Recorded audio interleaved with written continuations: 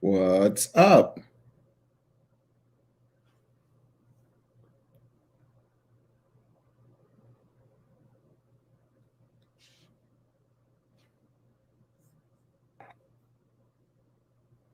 All right. So, want to talk.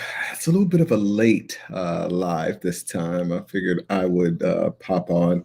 So, we were having our call for PEFI 2 on Friday, which is actually the ROI fund, is what they decided to name it, which great name, of course. That's the point of all this stuff. And one of the questions came up around strategic partnerships. I've talked about strategic partnerships before here in regards to doing deals, between businesses. So you acquire one business. I've given the example of acquiring a business that's in the hotel space that has a large database of users, then finding strategic acquisitions that could complement that, and finding one that focuses on airfare and doing a cross promotion of those two businesses in order to grow them both. One of the deals that we did in a recent fund was actually in the sewing niche, where you take one deal and you try to find another deal.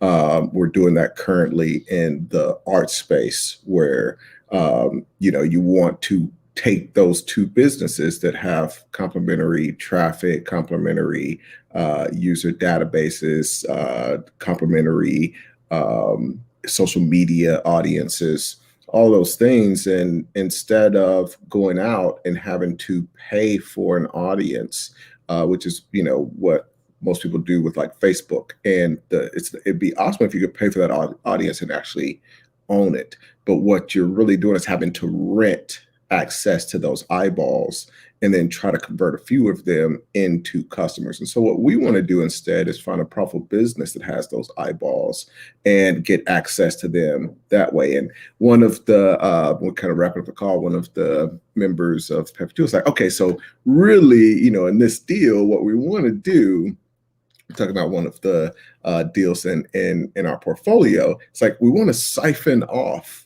the members from that, and then put them into this other thing. And while I know what he was getting at, one of the things that I didn't have time to get to, I was like, I do a live and then I share it with them and share it with you guys. Is, when I think of siphon, it's like, okay, we're trying to take from this, and not really give anything back.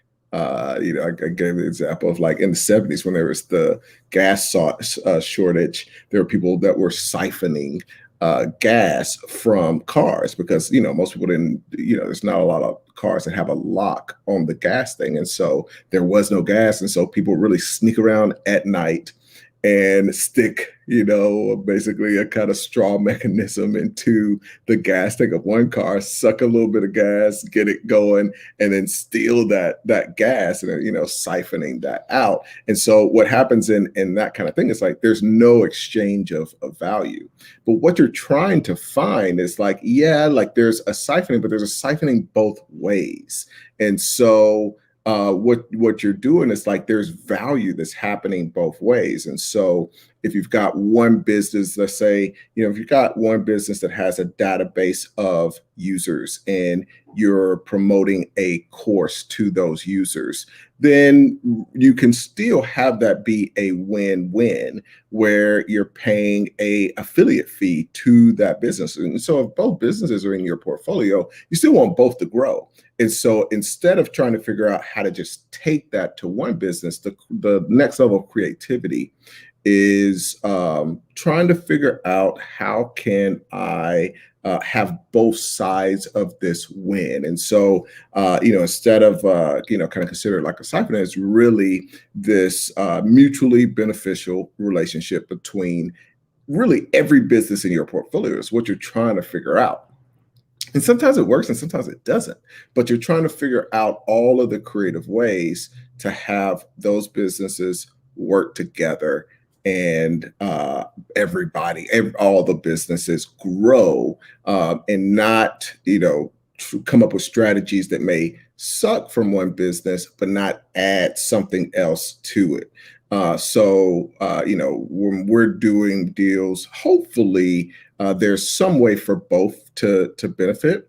In this most simple case, it's even if you've got two things, like obviously in the case where there's a hotel business and there's a airline online business, and you've got one that has traffic, they're looking for the hotel. A lot of times they're going to need an air flight. If you got the other one, their traffic is looking for air flight. Once they land, they're going to need a hotel. So that becomes the most symbiotic. It's obviously a huge win-win.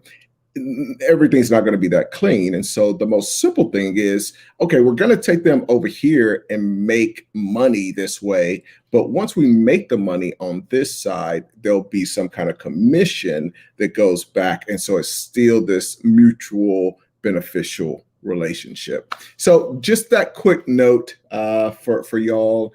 Let's see if we had any questions. Be sure to like as you come in. Just a quick broadcast. I will definitely be back. Yeah, I'll definitely come and do another live this week. I just figured I'd do this quick live because I was gonna do that quick clarification for Peppy 2. So figured I'd share it with you guys as well. Hope you all had a great weekend. Let's make some amazing things happen this week. For those that are applying for the next private equity fund incubator, already had some amazing interviews this past week. Excited to interview those of you that I'm going to be talking with this week.